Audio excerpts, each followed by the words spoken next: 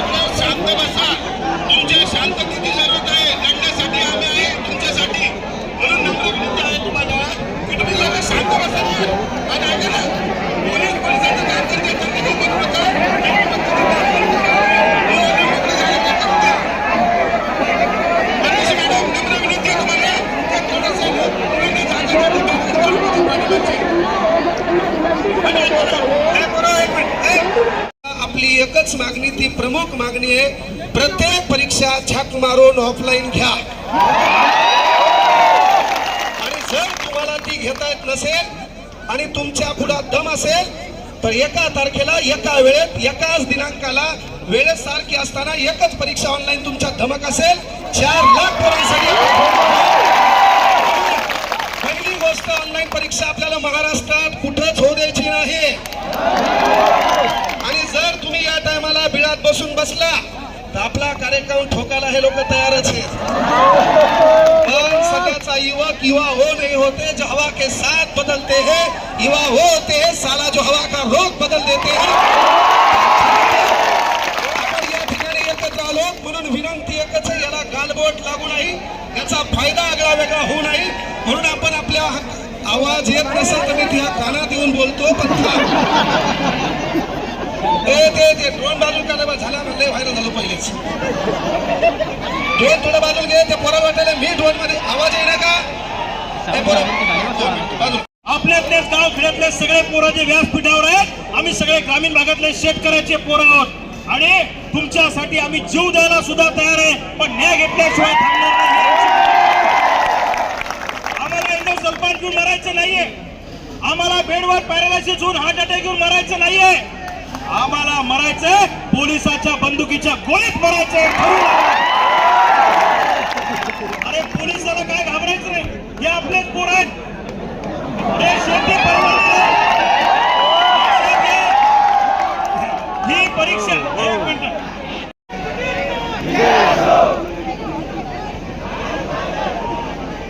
भारत माता की, भारत माता की, वंदे वंदे छत्रपती शिवाजी महाराज की, डॉक्टर बाबासाहेब आंबेडकरांचा, महात्मा फुलेंचा. एमपीएससीची परीक्षा, एमपीएससीची परीक्षा ऑनलाईन करायची. या राज्याची व्यवस्था, या राज्याचं प्रशासन असं झालंय, इथं मटका फुटत नाही पण पेपर रोज फुटतोय. लेकरांची स्वप्न विकत असताना लाजा कशा वाटत नसतात. लेकरू या शहरामध्ये येतं, हे शेतकऱ्याचं लेकरू आहे, पोटाला चिमटा काढतं, एका टायमाला जेवतं, पण अभ्यास अगदी मन लावून करतं. आणि शेवटी परीक्षेच्या आदल्या दिवशी समजतं की पेपरच गलपटलाय. मग याच्यामध्ये चूक कोणाची आहे? सरकार बिलकुल नाही. याच्यामध्ये चूक आहे ज्या प्रशासनाने ही परीक्षा जाहीर केली होती, ज्या प्रशासनाने या परीक्षेचं नियोजन केलं होतं, त्या प्रशासनामध्येच काही दलिंदर भाडे बसलेले, त्यांच्यावरती सगळ्यात पहिली कारवाई करून या दलिंदरांना जन्मठेपेची शिक्षा झाली पाहिजे. काय जन्मठेपेची शिक्षा झाली पाहिजे. दुसरी विनंती इथल्या सरकारला आहे, इथला प्रत्येक आयोग हा बुजगाव नाही, बुजगावनं सरकारचं बुजगावणे. या बुजगावण्यांना बाजूला सारून तुम्हीच काय करा माहितीये का? ते एमपीएससीचा आयोग आहे ना, तो बरखास्त करा आणि तुम्ही जे पेपर दुसऱ्याला देता का घ्यायला, त्यांनाच द्या की एकदाच. कशाला आमच्या उरावरती बसवलं? एमपीएससीची परीक्षा ऑफलाईन होत नाही तोपर्यंत हा विद्यार्थ्यांचा एल्गार असाच होणार. आज आयुक्त आलंय, उद्या क्रांती चौक असेल.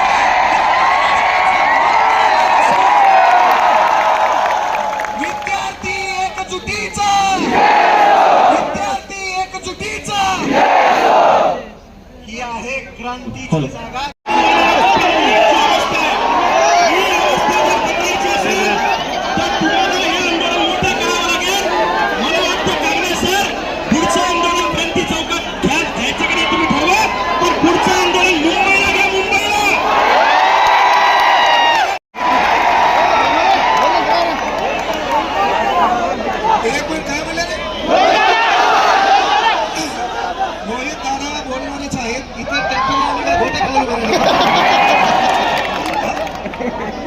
आपला मूळ मुद्दा आहे, आपला मूळ मुद्दा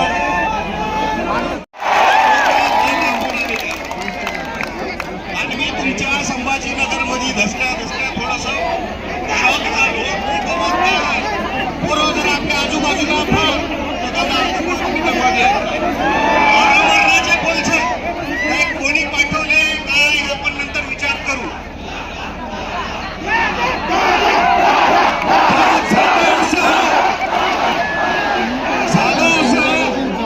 की उघड्यापाशी नागडं गेला आणि रातभर युवानं मेलं. अशी गत आज देशातल्या आणि राज्यातल्या विद्यार्थ्यांसोबत मास्तर लोकांवर पण आलेली आहे. डॉक्टर बाबासाहेब आंबेडकरांनी आम्हाला सांगून ठेवलंय की शिक्षण हे वाघिणीचं दूध आहे. आणि आमच्या विद्यार्थ्यांच्या शिक्षण रूपी दुधामध्ये जर कोणी माती कालवाचं काम केलं तर त्याच्या ताटात आम्ही मुतल्याशिवाय राहणार नाही.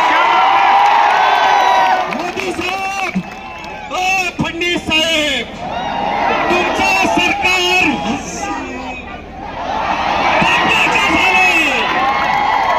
पाप्याचं झालंय, पापी. संबंधित मंत्री असतील, संबंधित अधिकारी असतील, या कायद्यामध्ये ज्याचे हात भरून आहे त्याच्यावर SIT ची चौकशी लागली पाहिजे. वंदे जय जय जय जय जय भीम. जय जय जय जय जय भीम. छत्रपती शिवाजी महाराजांचा. मित्रांनो, आज मला आपल्या देशात आपल्या घरी येऊन 1 महिना पूर्ण झालेला आहे. मागच्या 1 महिन्यापासून देशभरात फिरलो आणि मागच्या 16 दिवसापासून आम्ही जंतर मंतरवर बसलेलो आहे. कशासाठी बसलेलो आहे? कोणाच्या वोट मागायला नाही बसलोय, कोणती पॉलिटिकल रॅली करायला नाही बसलोय. ज्या 20 पेक्षा जास्त मुलांनी आत्महत्या केली आहे त्या मुलांना न्याय भेटला पाहिजे याच्यासाठी बसलेलो आहे. आणि त्याच्या बदले आम्हाला काय भेटलं? महाराष्ट्राचे मुख्यमंत्री बनले. हे लोक अराजक आहे, यांना संविधान माहिती नाही. संविधान हातात घेऊन चालतोय आणि सोबतच असणारे मुख्यमंत्री साहेबांना विचारायचंय, सकाळी 5 वाजता लिहिलं होतं की शपथ घेऊ शकता. आणि भाजपचे जे प्रेसिडेंट आहे नितीन नबी, ते थोड्या दिवसाआधी बोलले की जे लोक जंतर मंतरवर आहेत ते कॉकरोच आहेत, ते व्हायरस आहेत आणि व्हायरसचा खात्मा आमचे कार्यकर्ता करतील. ते या देशात जेव्हा जेव्हा मुलं विद्यार्थी परीक्षेचा मुद्दा उठवतात, बेरोजगारीचा मुद्दा उठवतात, त्यांना हे सरकार व्हायरस म्हणून बघते. तर या सरकारला मला फक्त एकच सांगायचं, आम्ही व्हायरस नाही, आम्ही वॅक्सिन आहे. आम्ही व्हायरस नाहीये, व्हायरस तुम्ही लोक आहे ज्यांनी पूर्ण कीड लावून ठेवली या देशाच्या एज्युकेशन सिस्टमला. धर्मेंद्र प्रधान ते थोड्या दिवसाआधी बोलले, जे लोक जंतर मंतरवर बसलेले ते दहशतगर्द्यांचे, ते आतंकवाद्यांची बी टीम आहे.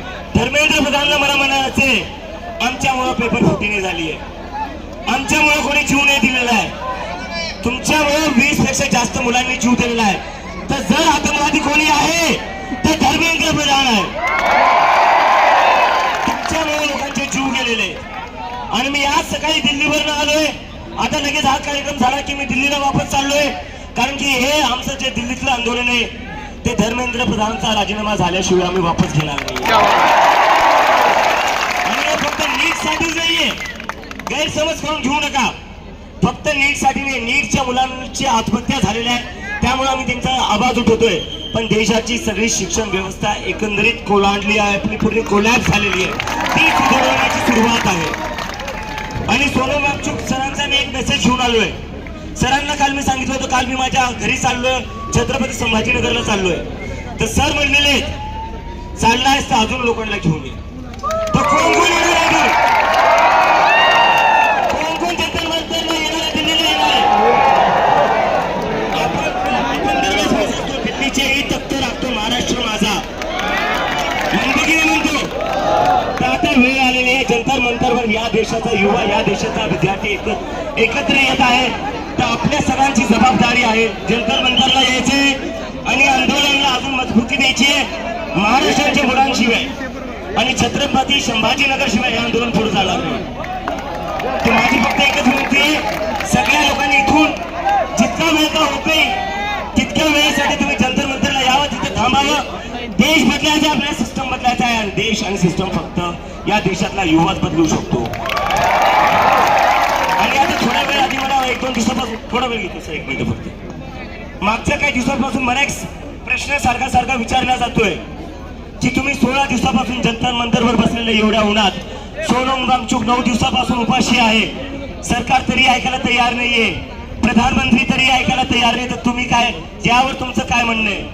तर माझ्या मनात प्रश्न येतो, जर देशाचे प्रधानमंत्री आपलं नाही ऐकणार तर कोणाचं ऐकणार? डोनाल्ड ट्रम्पचं ऐकणार का? डोनाल्ड ट्रम्प म्हणतो रशियाचं तेल घेऊ नका, प्रधानमंत्री तयार होऊन जातात. डोनाल्ड ट्रम्प म्हणतो टॅरिफ शून्य करून टाका, प्रधानमंत्री तयार होऊन जातात. आणि आम्ही काय मागतोय? आम्ही फक्त धर्मेंद्र प्रधानचा राजीनामा मागतोय. जर तुम्ही रशिया युक्रेनचं युद्ध थांबवू शकतात तर पेपर फुटी काय थांबवू शकत तुम्ही? जर तुम्ही रशिया युक्रेनचं युद्ध थांबवू शकतात तर धर्मेंद्र प्रधानसारख्या छोट्या मंत्र्याचा राजीनामा का नाही घेऊ शकत तुम्ही? तर हे बोलून मी माझं बोलणं संपवतो. आणि परत एकदा सांगा, कोण कोण जंतर मंतरला येणार आहे? नक्की आले पाहिजे मित्रांनो. छत्रपती संभाजीनगरचं मी आहे. जर तुम्ही इथून सोबत नाही आले तर आपल्या इज्जतीचा प्रश्न आहे आता. तर येसायला नक्की. आणि इथे जेवढे टीचर्स आहेत, शिक्षक आहेत, रोहित सर आहे, मी यांना इन्व्हाइट करतो, एकदा प्लीज तुम्ही सगळे जंतर मंतरला या आणि एकदा विद्यार्थ्यांसोबत उभा राहा. आणि मला खात्री आहे जेवढे इथं शिक्षक आहेत, नेते आहेत, ते सगळे जंतर मंतरला नक्की येतील, कारण की विद्यार्थ्यांसोबत सगळ्यांनाच उभा राहील. आणि पेपर कुठलाही असा तो ऑफलाईनच झाला पाहिजे, ऑफलाईनच झाला पाहिजे. जर पेपर ऑफलाईन नाही झाला तर सरकारने ऑफलाईन करून टाकू.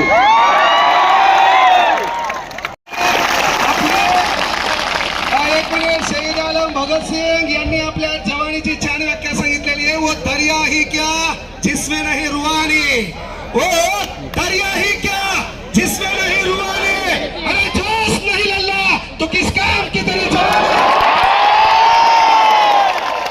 या ठिकाणी माझे सैनिक 2 मिनिटं बोलाले. हे बघा, मी सध्या पोलीस भरतीच्या मुलांचा ग्राउंड घेतो. माझे मुलं 2-2 टाइम ग्राउंड करत्या. काय 2-2 टाइम ग्राउंड करत्या. आणि जर महाराष्ट्रात असे निगडे काम होत असेल, पेपरफुटी काम होत असेल ना, तर ते काय कामाचे आमचे? मी सांगतो कांगणे सर तुम्हाला, आज पूर्ण एवढे पब्लिक आहे, माझे मुलं आहेत तिथं. मी मागे होतो, मुलांनी मला समोर पाठवलं, सर तुम्ही समोर जा म्हणून. या जगामध्ये, या भारतामध्ये बाबासाहेबांनी जन्म घेतला, त्यांनी आमच्यात कलम दिली. बाबासाहेबांनी जन्म घेतला, त्यांनी आमच्या हातात कलम दिली. हे विसरू नका सरकार, या देशात भगतसिंग बी जन्मले, दांड घ्या तर देऊ आम्ही. मुद्दे मानताय सर तुम्ही, योग्य आहे. आम्ही, तुम्ही फक्त सांगा आम्ही कुठे यायचं, आम्ही येऊ. पण आज जर विद्यार्थ्यांसोबत अन्याय झाला तर मी काय सांगतो, बाबासाहेबांनी कलम दिली, भगतसिंगने दांडगे दिले, आम्ही हातात घेऊ.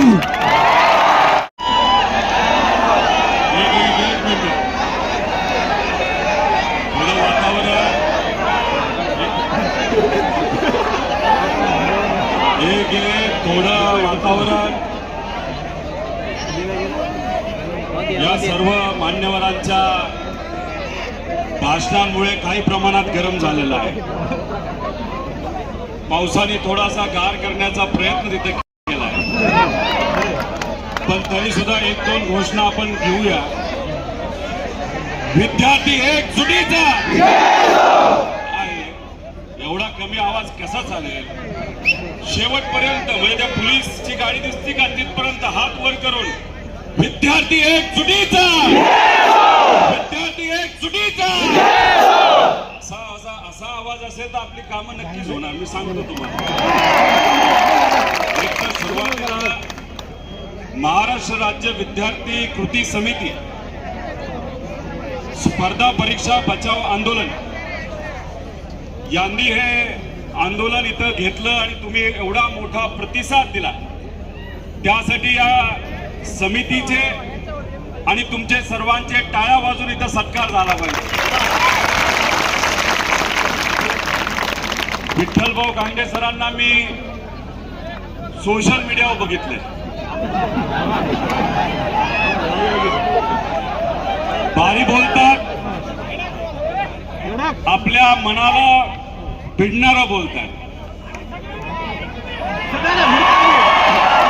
आणि एवढं ते जे काय बोलतात ते आपल्याला का भिडतं, त्याचं प्रमुख कारण ते आपल्यातले एक आहेत, सामान्य परिवारातले आहेत. जेव्हा जेव्हा तुम्हाला संघर्ष करण्याची वेळ येते तेव्हा कांगणे सर तिथं पुढाकार घेतात आतापर्यंत पुढाकार घेतला, याच्याही पुढे पुढाकार घेतील असा विश्वास इथे व्यक्त करतो. अभिजित भाऊ दिपके इथे आले. तुमच्या सर्वांसारखे सामान्य परिवारातले कष्ट करून आपल्या देशामध्ये शिकले आणि एक स्वप्न घेऊन अमेरिकेमध्ये गेले होते. पण त्यांना जेव्हा जाणवलं की इथे असणाऱ्या विद्यार्थ्यांवर अन्याय होतो, युवांवर अन्याय होतो, जास्त पगाराची नोकरी सोडून ते आपल्या मायदेशी आले. त्यांचा एक मोठा टाळा वाजवून सत्कार.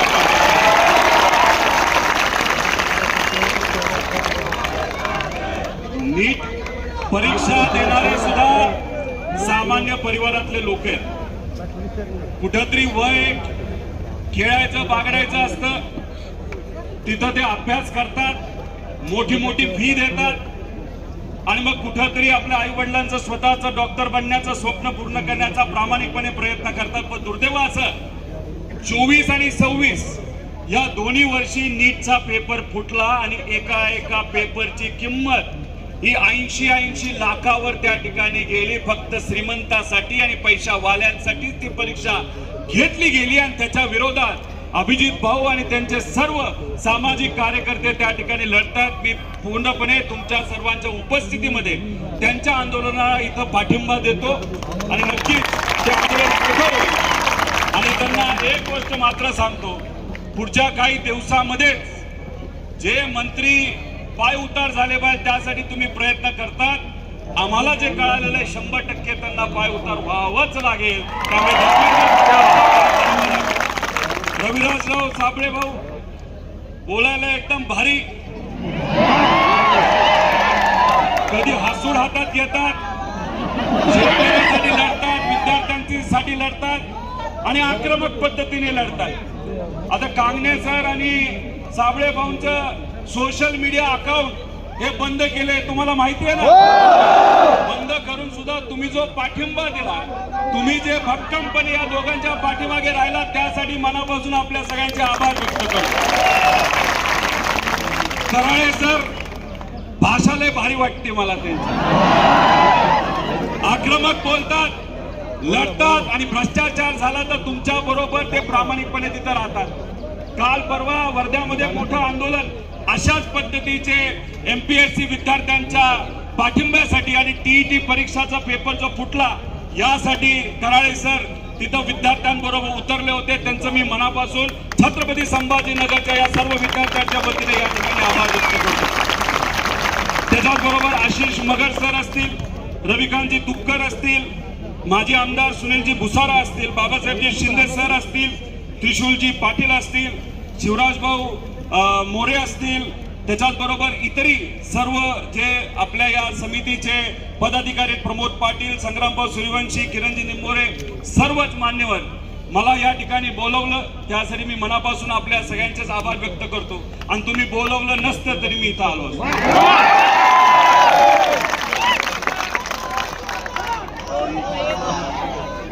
या छत्रपती संभाजीनगर याच्याबद्दल, या शहराबद्दल जेव्हा आपण विचार करतो, या नावाबद्दल जेव्हा विचार करतो, आपल्या सगळ्यांना संघर्ष दिसतो. छत्रपती संभाजी राजेंनी परप्रांतीयांचं आपल्या स्वराज्यावर जे काय आक्रमण होत होतं त्याच्या विरोधात लढा उभारला, संघर्ष केला. आपल्या जवळच्या लोकांनी गद्दारी केली, आपल्या सिस्टमच्या विरोधात सुद्धा त्यांना संघर्ष करावा लागला. तसंच तुमची परिस्थिती आहे. हे जे पेपर फोडणारे लोक आहेत ते सत्तेतले लोक आहेत, त्यांना आपण परप्रांतीय बोलायला काही हरकत नाही. आणि आपल्याला दुसरी कुठली अडचण आहे? आपली आर्थिक अडचण, आर्थिक ताण. आपले आई वडील कष्ट करतात, शेतामध्ये राबतात, शेती करतात, मजुरी करतात, कसा तरी पैसा गोळा करतात आणि त्यातून कशी तरी तुम्ही फी देता. परीक्षेची फी असेल, नाही तर क्लासेसची फी असेल, पण प्रामाणिकपणे अर्ध जेवण खाल्लं तरी चालेल, पोहा खाऊन अख्खा दिवस काढला तरी चालेल, चहा बिस्किट खाऊन दिवस काढला तरी चालेल, पण आई वडिलांचं स्वप्न हे पूर्ण झालं पाहिजे.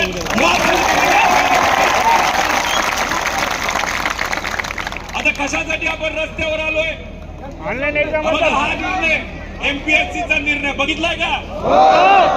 बर मला सांगा, लहानपणीपासून आपण LKG मध्ये असताना आपले आई वडील नाही तर शिक्षक आपल्याला शिकवतात. अंगणवाडीपासून काय शिकवतात? पुस्तकं वाचायला. बालवाडी घ्या नाही तर जन्मला बर आपला आकडा एक एक मागणी वाढत गेली तर इथं संपायचंच नाही आपल्याला. इथं पोलीस जातील कोम्यात.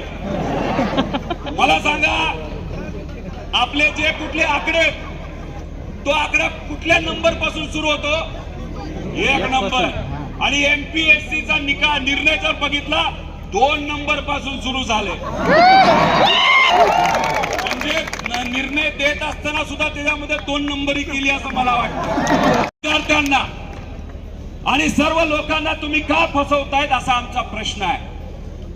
त्याच्याच बरोबर तुम्हा सर्वांना सांगतो, तुम्ही तुमच्या हक्कासाठी लढता, आम्ही तुमच्या बरोबर आहोत. पण सुप्रीम कोर्ट सुद्धा तुमच्या बरोबर आहे. त्याचं कारण सांगतो. एक शब्द लय भारी आहे, गोंडस आहे, नॉर्मलायझेशन. अभिजित भाऊ, तुम्ही अमेरिकेतून आलेला आहे. अमेरिकेतल्या लोकांना आणि खास करून ट्रम्पवाल्यांना, ट्रम्प माशे जे कोणी असतील, ट्रम्प तात्या, त्यांना आपल्या प्रधानमंत्री साहेबांच्या अडचणी माहिती, मनात काय हे माहिती आहे. त्यांना बऱ्याच गोष्टी माहिती आहे. पण त्या ट्रम्प तात्याला तुम्ही जर विचारलं हे नॉर्मलायझेशन काय, तर ट्रम्प तात्या सुद्धा डोक्याला हात लावून बसेल. कोणाला कळलंय का हे? काही दिवसांपूर्वी अधिकाऱ्यांना भेटलो, त्यांना विचारलं हे नॉर्मलायझेशन काय? ते म्हणले नाही नाही महत्वाचे म्हणले याला फॉर्म्युला वगैरे काय आहे का? नाही नाही महत्वाचे. अरे मला काय कळेना की काय आहे. आता 2 दिवसापूर्वी पुण्यामध्ये तुमच्यासारख्या काही विद्यार्थ्यांची चर्चा करत होतो. तुम्हाला माहिती काय, महिन्यांपूर्वी तलाठी भरती झाली का नाही आले? लय भारी झाली ना. फुटलं का? काय भाव निघाला होता?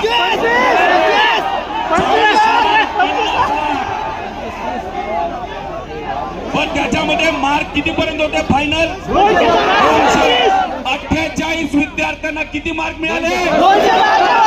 म्हणजे 288 आमदार आणि निवडून किती आले तर 300. असं होतं का? आता याच्यात एक विद्यार्थी माझ्याशी बोलत होता. काय बोलला?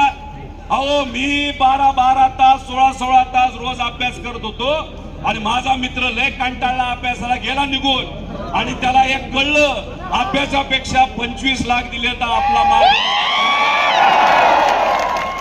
आणि पैसे दिले आणि हा मात्र बिचारा नापास झाला. अभ्यास न करणारा 25 लाख रुपये देऊन पास झाला. अशी परिस्थिती आहे.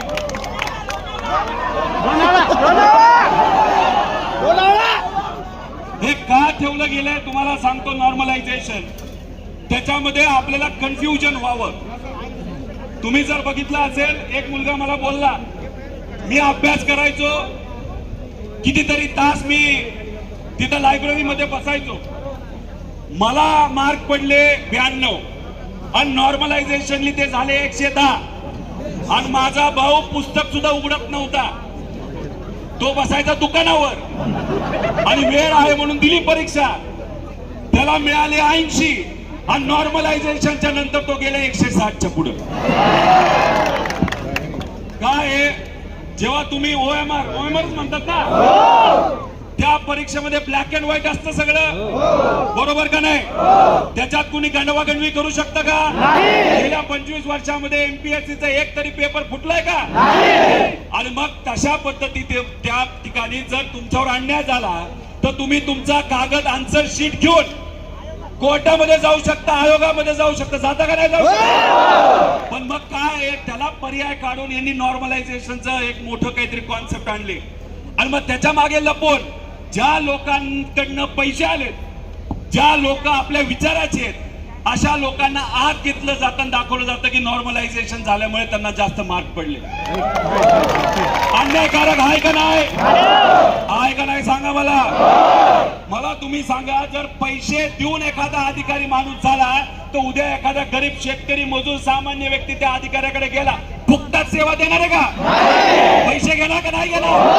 मग हे फक्त विद्यार्थ्यांची लढाई नसून सिस्टम मध्ये पैसे देऊन जे कोणी अधिकारी होतात त्यांच्या विरोधातली ही लढाई आहे. त्यासाठी ही लढाई अतिशय महत्वाची आहे. मला एक मुलगा म्हणाला, एमपीएससीच्या मी 10 परीक्षा दिल्या, 10 परीक्षाच्या 10 पेपर मी पास झालो, पण मी सरळच्या 12 परीक्षा दिलोय, एक सुद्धा पास झालो नाही.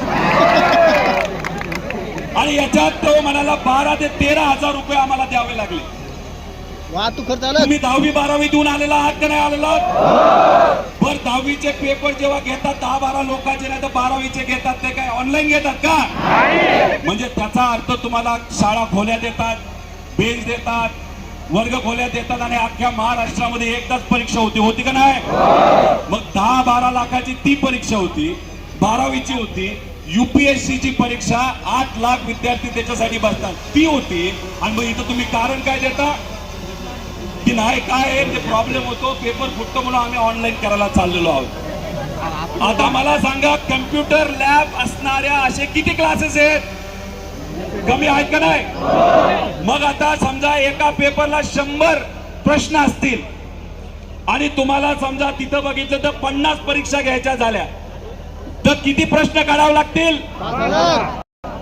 5,000 प्रश्न.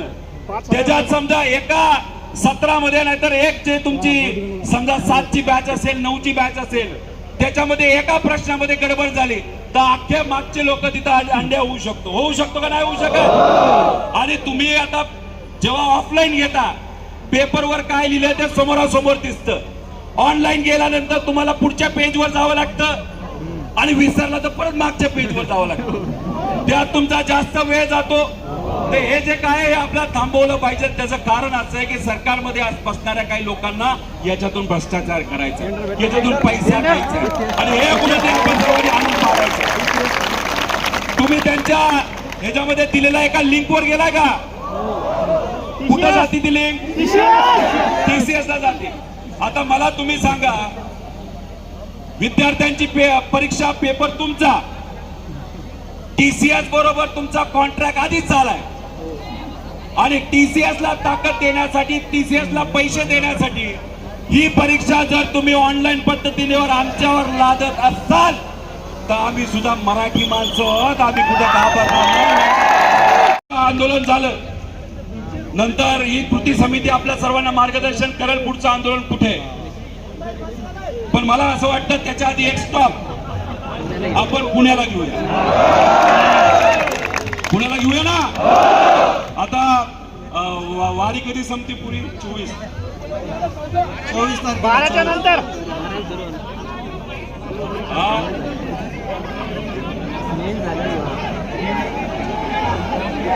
बघा, मला असं वाटतं आंदोलन करत असताना स्टेनोचा पण विषय महत्वाचा आहे. मी स्वतः राधा मॅडमला भेटलो होतो, बोललो होतो, मंत्र्यांना भेटलो. त्यांनी जो युक्तिवाद मला दिला, त्यांनी मला सांगितलं काय झालं. लोक जेव्हा म्हणतात ना सकारात्मक, त्याच्यावर अजिबात विश्वास. पण गेल्या काही दिवसांमध्ये विदर्भामध्ये जिथं जिथं आंदोलन झालं, आज इथं जे आंदोलन होतंय, काल परवा लातूरमध्ये आंदोलन करण्याचा प्रयत्न केला, 140 कलम लावून टाकलं, तिथं वर्धेलाही लावलं, तरी तुमचं चाललं. आता पोलीस प्रशासनाला आणि सीएम साहेबांना आणि मंत्र्यांना पण सांगतो, पुढचं आंदोलन हे सर्व विद्यार्थी पुण्याला घेतील. तुम्हाला किती पोलीस आणायचे तेवढे आणा, तुम्हाला किती ताकद लावायची. आम्ही काय घाबरत नाही आणि आम्ही काय चुकणार. काय डायलॉग आहे ते कुठल्या तरी पिक्चरला, परत एकदा मागच्यांना विचारतो. त्यामुळे अधिकाऱ्यांशी पण आम्ही बोलतोय. एकनाथ शिंदे साहेबांबद्दल त्यांच्याशी पण बोलणं झालं आणि त्यांना पण सांगितलंय मुख्यमंत्री साहेबांना पण सांगितलेलं आहे आणि सामान्य प्रशासनाच्या ज्या सेक्रेटरी आहेत त्यांना सुद्धा सांगितलेलं आहे की 12 तारखेपर्यंत आमची परीक्षा आहे विद्यार्थ्यांची आणि आम्ही सरकारला संधी देतो. लगेचच आम्ही आक्रमक होणार नाही. आम्ही शांततेत गोडीत सांगतो. पण आमच्या 12 तारखेच्या परीक्षा होऊस तर तुम्ही हे ऑनलाईन प्रकरण बंद नाही केलं तर मग सगळंच संपेल तुमचं. तुम्हाला परवडणार नाही. आणि इथं आम्ही भूमिका घेत असताना कुठेही राजकीय भूमिका घेत नाही. आम्ही तुमच्या बरोबर फक्त तुमचे कार्यकर्ते म्हणून याच्यामध्ये सहभाग तिथं घेत आलेलो आहोत. आणि राजकारण इतकं वंगाळ झालंय काय सांगू तुम्हाला. अजितदादा म्हणायचे हे जे नेते आहेत ना आज इथं असतो नंतर तिथं असतो. पण 2029 ला तुम्ही सर्वजण महाराष्ट्राचे सामान्य लोक महाराष्ट्रामध्ये नक्कीच क्रांती करतील असा मला विश्वास आहे. त्यामुळे इथे जे विद्यार्थी नेते युवा नेते उभे आहेत ना बरेचसे उद्या जाऊन प्रस्थापितांना आपण प्रस्थापित लोकांना तिकीटच द्यायला नको.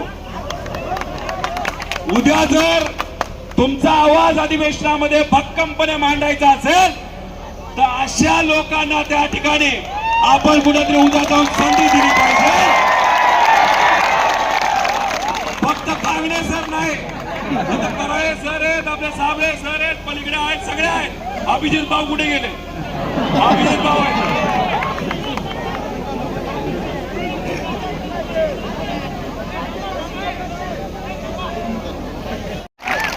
बघा एमपीएससी कोणाच्या तरी सांगण्यावरनं दुर्दैवाने त्या ठिकाणी चालते. त्यामुळे एमपीएससी ला पण सांगायचं सीबीआय सीआयडी त्याच्याबरोबर आरबीआय याची स्वायत्ता संपलेली आहे. ईडी मला माहिती आहे आणि इलेक्शन कमिशन. त्यामुळे एमपीएससी हे स्वायत्त संस्था महाराष्ट्रातल्या उद्या होणाऱ्या सर्व अधिकाऱ्यांसाठी अतिशय महत्वाची संस्था आहे. त्याच्यात कृपा करून राजकारण येणार नाही याची दक्षता तिथे असणाऱ्या अध्यक्षाने तिथे घ्यावी. मी तुम्हाला पूर्णपणे पाठिंबा देतो. मी तुमच्या प्रत्येक लढ्यामध्ये त्या ठिकाणी असेल. अधिवेशनामध्ये सुद्धा तुमचा आवाज म्हणून त्या ठिकाणी विश्वरत्न डॉक्टर बाबासाहेब आंबेडकरांनी आपल्याला सांगितलं होतं शिका आणि काय शिका आणि काय त्यांचाच विचार पुढे घेऊन जात असताना आता आपल्याला बोलावं लागेल शिका संघटित व्हा रस्त्यावर उतरा आणि संघर्ष करा. त्यामुळे तुम्ही सर्वजण आलात. पाऊस असताना सुद्धा एवढ्या मोठ्या संख्येने इथे उपस्थित राहिलात त्यासाठी मी आपल्या सर्वांचेच आभार व्यक्त करतो. एमपीएससीचा पण मुद्दा महत्वाचा, नीटचा पण मुद्दा महत्वाचा आणि आमच्या पोलीस भरतीचा तिथं पेपर फुटला होता कारण का वन रक्षक सगळेच रे बाबा सगळेच. हे आमचा प्रश्न आहे बरोबर आहे का. हा मग जर अशी पेपर फुटी होत असेल तर हे आम्हाला मान्य नाही. आणि तुम्हाला सांगतो आंदोलन मी वर्धेले आंदोलन केलं. क्लासमध्ये बाकी लोक माझ्या सोबत होते. दादा क्लास लोकांना धमक्या दिल्या तुमचं काय स्टँड आहे तुम्ही पोरं घेऊन येणार का. मी त्याला सांगितलं का पोरावर केसेस होणार नाही.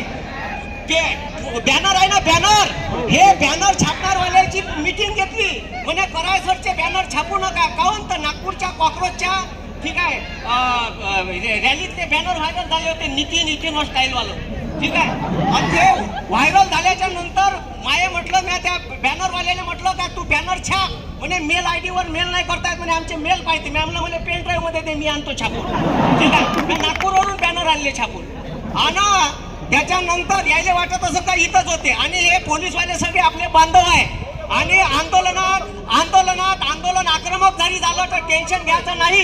ज्याने कायदे कानून माहित आहे त्याला विचारायचं डक्क्यात बसायचं इन्कलाब जिंदाबादचे नारे द्यायचे आणि काहीच नाही करत. पोलीसवाले पोलीस स्टेशन मध्ये नेते चहा पाजते 2 तासावर सोडून देते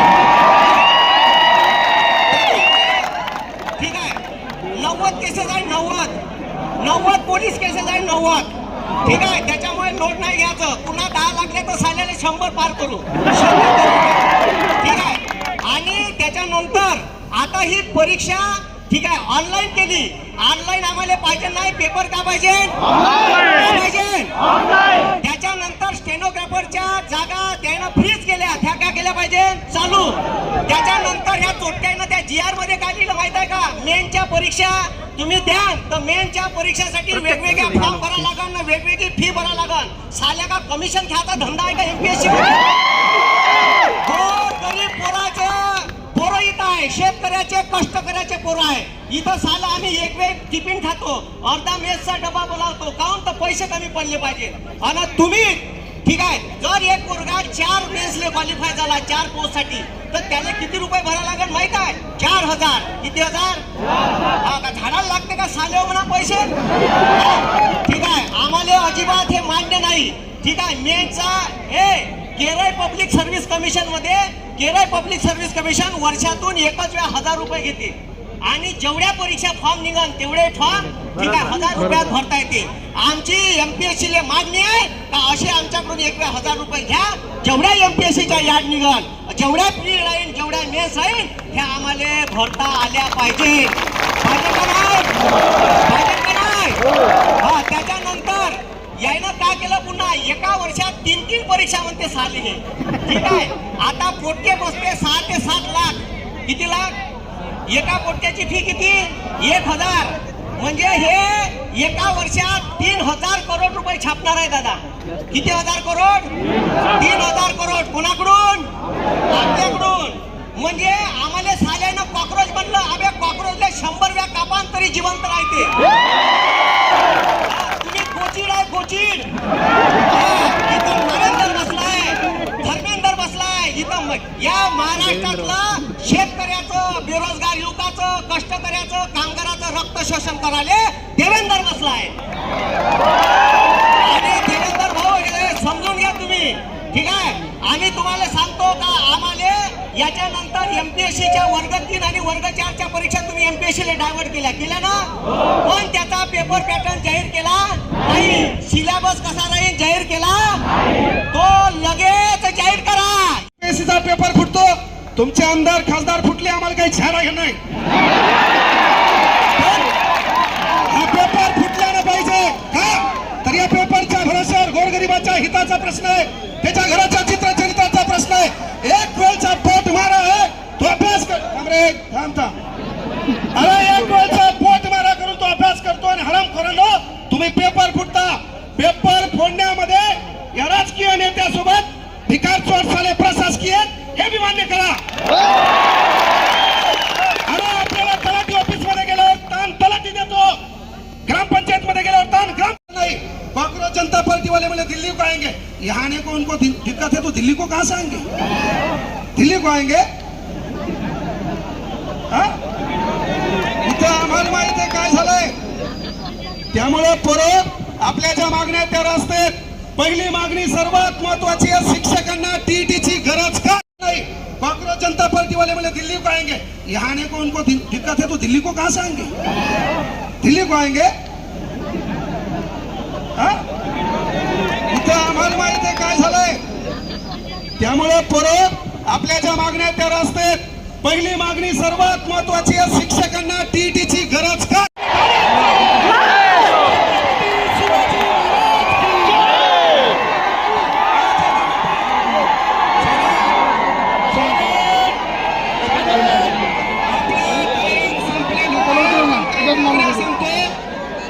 जलसंपदा विभागामध्ये त्यांची नियुक्ती करावी ही मागणी तुमच्याकडे आहे. त्यानंतर स्टेनोग्राफरच्या पदाची मागणी दादा ही सभागृहात मांडा. त्यानंतर पोलीस भरती लवकर करा आणि सर्वात महत्वाची गोष्ट मला सांगा, आमच्या पोलीस भरतीच्या पोरासाठी वय का? पोलीस भरतीच्या पोरांना वय वाढ करण्यात यावे. काय नाही, पहिली सुरुवात मी यावर सांगितलं की बाबा ये सूरत बदलनी चाहिए. आपल्या डोक्यात एकच लक्षात ठेवा.